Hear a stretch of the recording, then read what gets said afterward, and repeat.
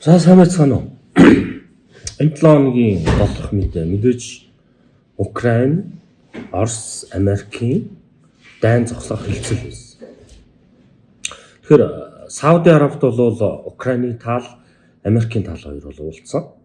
За үүнд бол мэдээж Зеленский, Трамп бол оролцоогүй. Шалтгаан 2 сарын 28-ны уулзалтаар энэ хоёр бол нэлээд хурц маргаан үсгээд тэгээд дэд ерөнхийлөгч нь бас маргаан үсгэсэн учраас энэ юунд орсонгүй. Хамгийн гол нь Америкийн төрийн нарийн оролцсон ийм уулзалт болсон.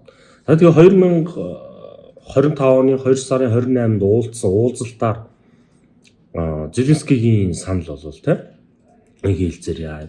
Ер нь энэ дайн бол Оросоос хамааралтай, Оросоос болсон гэдэг зүйлээсэн. Трампын хувьд бол энэ дайныг бол Украин өдөөсөн гэдэг дээр бол үйл ойлголцол үүсэж хэрүүл бол дуусчихсан бол энэ удаагийн уулзалт дээр Украин нэлээд буулт хийсэн маягт орж ирсэн. За шалтгаан нь юу гэхээр 28-ны уулзалтын дараагаар болохоор Америкийн нэгдсэн улс тагнуулын үйл ажиллагаа за тэгээ зэрэг тусламж ер нь бүх зүйлийг зогсоосон. Тэгэхээр Америкгүйгээр юу болох вэ гэдгийг бол Зеленский болон Украин бол ерөнхийдөө бол ойлгож мэдэрсэн. За тэгээ энэ уулзалт дээр ямар санал тавьсан бэ? Бид нар инхий хэлцээр зүрхийг зөвшөөрж байна гэдэг зүйл. Энэ бол маш том давуу тал. Өмнө Зеленский ярьж ирсэн бэ гэхээр бид нар инхий хэлцээр хийх юм бол бидний газар нутгийг өг гэдэг зүйлийг ярьж ирсэн. Ийм зүйлийг өгөхгүй бол хизээч энийг нь Орос бол одоо орлон зөвшөөрөхгүй. Ийм асуудал байсан. За тэгээ энэ хэлцээр ингээд болоо. За энэ Сауди Араб бол дундын зуршлагчийн үүргийг гүйцэтгэдэг юм уулзалт бол болсон байж байгаа. За энэ уулзалтыг бол Америкийн талаас бол аюу амжилттай боллоо. Украины талаас ч гэсэн амжилттай боллоо гэж бол үзсэн. За энэ дээр ерөнхий бол ийм 3 санал бол оруулж ирсэн байж байгаа. За нэгдүг нь болохоор 30 хоногийн түр гал зогсоох хэлцээр. Тэгээ энэ дотроо болохоор ямар ч буунд гаргахгүй, агаарын дайралт хийхгүй гэдэг зүйл бол ярьсан. Хоёр дахь нөхцөл нь болохоор Украины олзлогдсон хүмүүсийг буцааж авах асуудал. Тэ одоо хоригдол солилцох, дайны олзлогдсыг солилцох. Гурав дахь нь болохоор Украин хүүхдүүдийг авах Оросод гэдэг ийм юун дөрөнд одоо иргэдийн хайм насыг гэсэн иймэрхүү санал бол гаргаж ирсэн. За энэ бол Оростой хийх хэлцээр гэж ярьж байна. За Америкийн талтай ямар хэлцээр хийнэ гэж ярьсан бэ гэхээр бид нар бол Америктэй хамтраад тэр нөгөө яриа л байгаа ашигт нултамлын ордыг ашиглах хэлцээрийг бол хийя. За таамгаар бол нэг 50% таагаар л энэ ордыг эзэмшээд явъя гэдэг дээр бол аль нь зөвшөөрсөн. За тэгээ Америкийн талаас бас нь хүсэж байгаа зүйл нь юусэн бэ гэхээр инхийн зэрэг оруулах гэдэг зүйлийг бол хүсэж байгаа. За энэ хэлцлийн дараагаар Америк ямар хариулт үзүүлсэн бэ гэхээр давай болж гин гэж үзээд юугаа явуулсан байж байгаа. Одоо нөгөө байлдааны нөгөө тагнуулын үйл ажиллагаа явуулах тэр агаараас одоо газрын зураг гаргах тэр одоо өмнө үжигсэн үйлчилгээгээ Украинд буцаад сэргээсэн ийм процесс болсон. За тэгээ энэ уулзалтын дараагаар Америкийн талынхан Оросын холбооны улсад айлчил хийж өнөөдөр 3 сарын 12-нд 3 гэсэн байсан. Оросын талтай уулзнаа гэдэг. За энийг бол мэдээж Кремль бол харж ирсэн. Кремль ерөнхий нөхцөлийг бол харсан. Гэхдээ яг нарийн бол бид нар сонсч иж болно гэдэг ийм зүйл бол яригдсан. За тэгсэн чинь юу болсон бэ гэж. За энэ хараа. Яг энэ хилцэл болоод тэгээд ийм болж байхад за энэ хараа. Курскт манай Оросын холбооны ерөнхийлөгч Путин айлчилсан явж байна. Одоо энэ ингээд цэргээ хувцсан. Ийм айлчлалыг хийсэн байж. За тэгээ энэ айлчлалаар нөхөр юу ярьсан бэ гэж. За ер нь бол Украины Путин Оросын хүчнүүд Украины цэргүүдээс бус нутгийг бүрэн чөлөөлөх ёстойг онцолсон гэд бичсэн байж байна. За Курск мужид ослогдсон Украин цэргүүдийг террористтэй адилхан үзэж Женевийн конвенцийг Украины тал тулалдаж буй гадаад нарыг хамруулахыг мэдгдсэн гэдгийг мэдээлэл гарсан байж байна. Тэгэхээр яг хилцэл ягаад за Орос зөвшөөрөх магадaltaй гэж бодож идэл нөхөр Курскт айлчлаа гэсэн.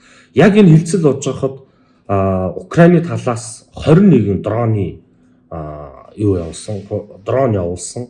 За үүнийх нь тусгал нь мэдээж за 2025 оны 3 сарын 12-ны мэдээллээр харахад одоо Москва руу очсон гэдэг ийм мэдээлэл бас яваад байна. Үүнд бол 3 хүн өгсөн гэдэг.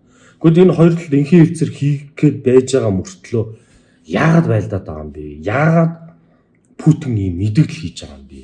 Тэг Курскт очсон ийм мэдээлэл хийгээ байж байгаа тийм. Тэгэхээр Оросын тал бол одоохондоо ямар нэгэн хариулт үзүүлээгүй. Гэхдээ зүгээр гаргаж байгаа үйлдэл санаануудыг харахад бол эдгээр нэг тийм төр дайныг зогсоох гэдэг зүйл дээр болж байгаа юм. Юуг баг шүү. Сонирхолгүй баг шүү. За тэгээ эргэн дурсахад Кремль буюу Орос ямар байр суурь эзэлж байгаа юм бэ? За ерөнхийдөө бол үндсэн анхны санаанууд бол юу гэхээр Украиныг хизээч НАТОд дэвсүүлэхгүй гэдэг санал бол явж байгаа. За дээрэс нь Оросын элбэнтүүд байгаа бүх бүс нутгуудыг хүлээн зөвшөөрөх одоо тэр Крим, Донецк, Луганск одоо энэ Курский гэх ингээд авахын юугаар санаагаа гаргасаар л яваа. Энэ санал бол өөрчлөгдөхгүй. Дээрэс нь барууны хориг арга хэмжээс суслах гэсэн ийм нөхцөлтөөр хилцээнд оролцох боломжтой байж байгаа гэж үзэж байгаа. За тэгээд дээрэс нь хэрв энэ хилцээр талаар болвол гэдэг дээр Трампын бодолж байгаа өөрчлөгдсөн. За бид нар бол Оростой инхи хилцээр бол хийх одоо ажлыг зохион байгуулна.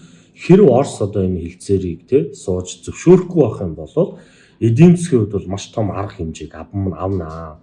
Гэхдээ би энийг бол хүсэхгүй байна гэдэг нэг юм сүрдүүлс нэгсэндээ хилцээр суудлан Америкийн засаг захиргаа Оросыг шахнаа гэдэг ийм мессежийг бол Трампаас үзүүлсэн. За тэгээд ер нь бол одоогоор бол Зеленский өмнөх 2 сарын 28-наас байр суурьд бол Америкийн нэгдсэн улс баг зэрэг оноо авсан байж байна. Нөгөө талдаа Оросын байр сууриас хамаарч эргээд Орос болон Америкийн харилцаа одоо нэг ийм найрамдалтай нэг ийм хамтрагч болох гэжсэн зүг тогтол хിവэрэ байх уу буцаад одоо Украина дэмжсэн асуудлаар харагдах уу гэдэг зүйл бол харагдахаар болж байгаа шиг байна. За үр дүнд нь юу болсон бэ гэж. За хэдүүлээ юу сонирхол л да. Ханшин дээр сонирхол л энэ ороо. За одоо энэ алтны ханшин чинь. За алтны ханшийн одоо жишээ нь 15 минутын чартыг харъя л да. За энэ чартаас харахад Украин Америк хоёрын хилцэл хийх үед энэ 2910 эзнэр явж ирсэн. За тэгээд мэдээж энэ хилцэл хийж байгаа юм чинь унах ёстой шүү дээ алтны ханш. Яг тэгэхээр дайн зогсож магадгүй. Гэхдээ хөрөнгө оруулагч нар тэгж бодсонгүй харж байна. За өсөлтийн хэмжээ 2912-13 та байсан ханш өчигдрийн байдлаар 2939.